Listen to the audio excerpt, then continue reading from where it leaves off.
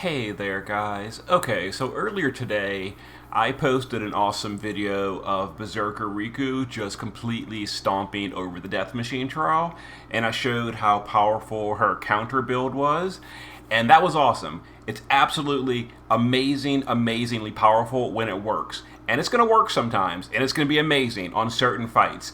That being said, I was extremely excited because it was a really cool idea. It was a really cool, concept. Like I said, when it works, oh my god, it works so well. But since then, I've seen quite a few people in like comments and Discord and saying like, "Oh my god, we have to pull for Riku. She's a must-have unit." So we're gonna take a moment. We're gonna take it down a notch, and we're going to talk about Riku and when she won't work. And I want you to go into this decision, whether pull for her or not, with your eyes open with all the information. And for those of you that immediately went and pulled for Riku, she's a good unit. She's good. She does good damage. Her counter meme will work sometimes. She has a great TMR, so it wasn't a bad pull. If you already pulled for her and you got her or didn't, it's not a bad pull. That being said, I just really want to manage expectations as you go forward, because she is not going to be the one unit answer to all the content forever going forward, because there are some fights where Riku will absolutely not work, and I just want you to be aware of that. Okay, so Riku, when she works, she will work really good. Well, for one thing, she's just a plain old good DPS unit. Let's actually go to my DPS spreadsheet. She's actually just a plain old good unit in Dark Vision. So any fight that is using her LB, here's like a damage breakdown. This is just her LB. The plain old typical on a normal team, her LB. On a lightning team, she's fine. So for lightning content, she's great. Her counter build is non-elemental, so you can use that on any element. That being said, in order for her to do the counter build, you need her to counter. And some fights, that's either not going to be possible, period, or it's not going to be countering enough to where it'll do more than a regular team. So just as an example, the Belphegor trial. Like Belphegor, the demon trial we had not too long ago, here's his skill set. It's like all fixed stuff. It's no physical damage whatsoever. And the damage he does deal is elemental that you kind of have to immune anyway.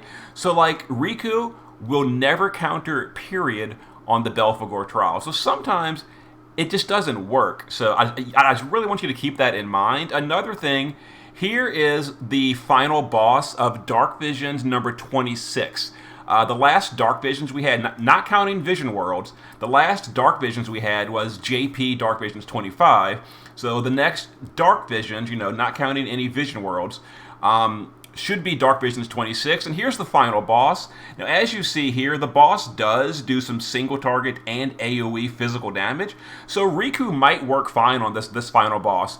I don't have the exact AI, only the boss's skill set, so the Dark Flesh Devourer, final boss of DB26, if, for example, the boss does this skill number 2, this AoE physical, let's say he does that twice in a turn, and he does this single target, triple hit physical attack twice in a turn, which is a moderate assumption. Dark Vision's bosses don't go crazy like Clash of Wills bosses where they use, 47 attacks per turn, and you can go crazy on countering. So if this boss, for example, I don't have his exact AI, and I didn't make a video because this Dark Visions was not very popular.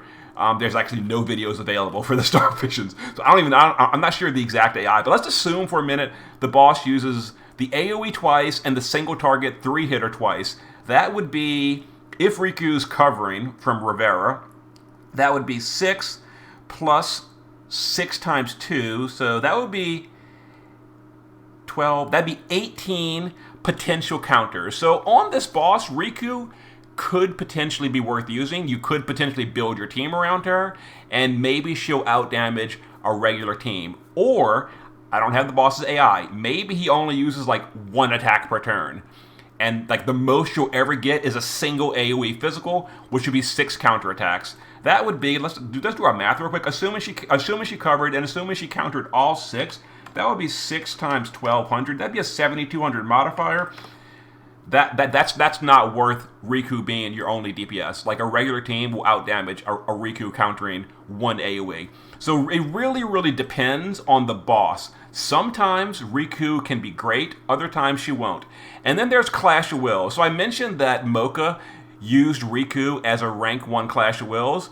We're going to go ahead and see his video. Now, it is on the Bilibili video site. This is like the Chinese version of YouTube. This is where Mocha posts most of his content, and I'll go ahead and link to his channel as well if you want to check out his Chinese content. It is going to be in Chinese, but you can still follow along. So this is what had me. Let me go ahead and full screen this. So this is what had me really excited when Mocha shared me this video, and we're going to watch it on this video. We're going to mostly just skip to turn 4 or turn 3 where he does the counter build. So this is an all modifier Giorno, so rank 1. And he's using a Riku to mostly carry the fight. So he does the first 2 turns of setup. He uses, Sylvie and Crescent to fill morale, Kaito to break, etc. And we're gonna go ahead and just watch this. Let's go ahead and skip to turn 3 where he does his burst. All right, let's skip ahead a little bit. Okay, so he does his setup on turn 3. And let's go ahead and skip a little bit. And we can show you the Riku setup in action. Okay, so let's go ahead and watch. Let me turn this down slightly. Okay, so here we go. So he does his setup, he does Berserk on Riku, and he gets ready. And like I said, in this video, he used Balthier to give Provoke to Riku. That way Riku can have more DPS slots. Balthier can use like Rivera, and Balthier can force a unit to be your Provoker even if they're not wearing Provoke gear. Kind of like Protagonist Halo. So Riku is provoking to provoke the single target. This is how it works in Clash of Wills. And here we go. Some AoE. And some single target stuff. You see Riku is provoking with some bulk.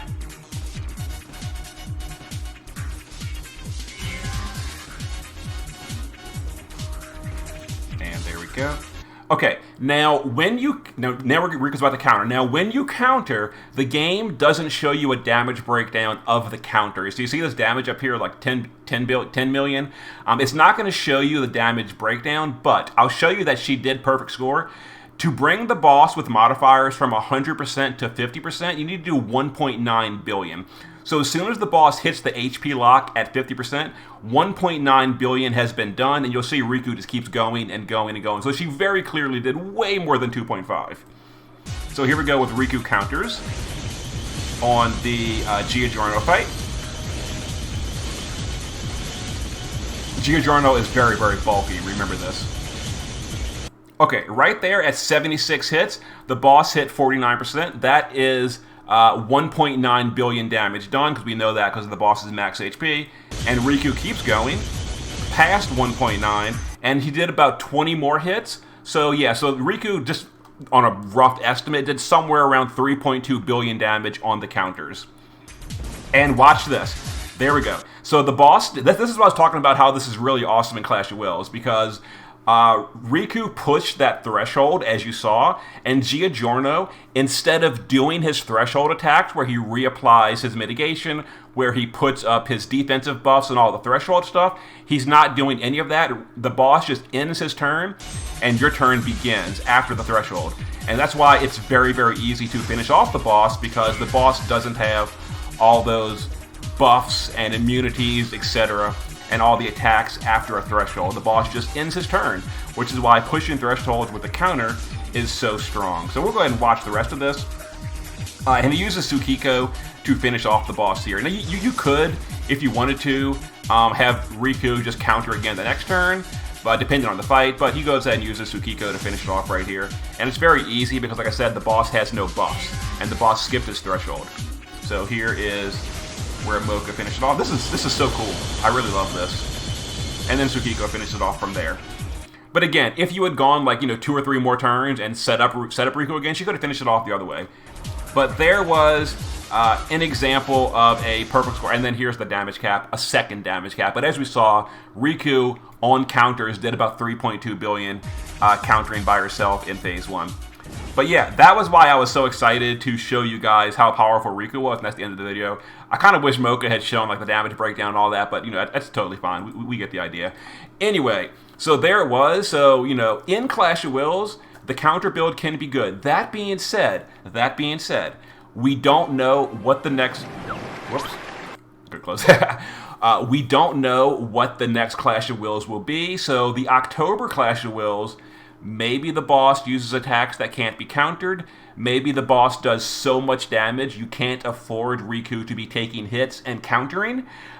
We don't know. Maybe the developers will see this and be like, oh my god, Riku, we got to stop this. And maybe the developers will adjust the fight before it gets released and like add in a counter to stop Riku's counters. You know what I'm saying? So we don't know. So that being said, I just wanted you guys to realize before you go crazy going, you know, 40k pitying Riku, like I gotta have this unit.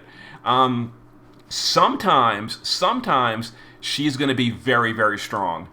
Other times, she'll, like Belphegor, she'll be literally unusable.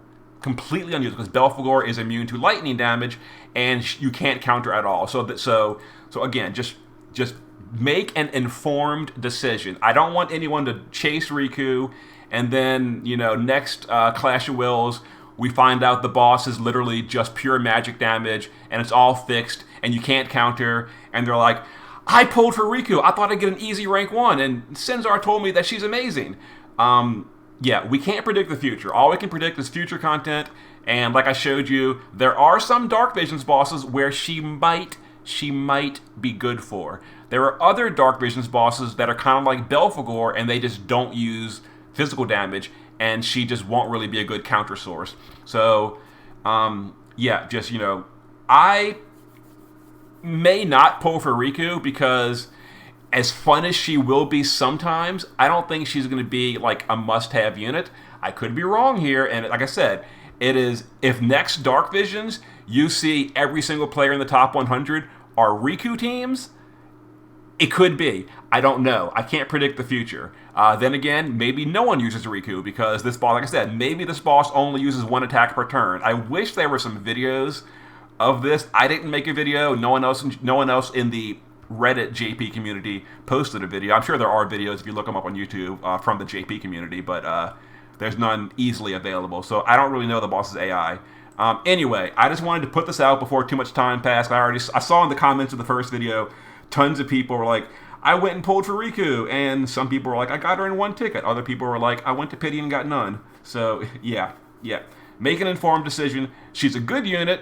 Like I said, she's just not even counting the counterattack memes. Her damage is very high on a Thunder team.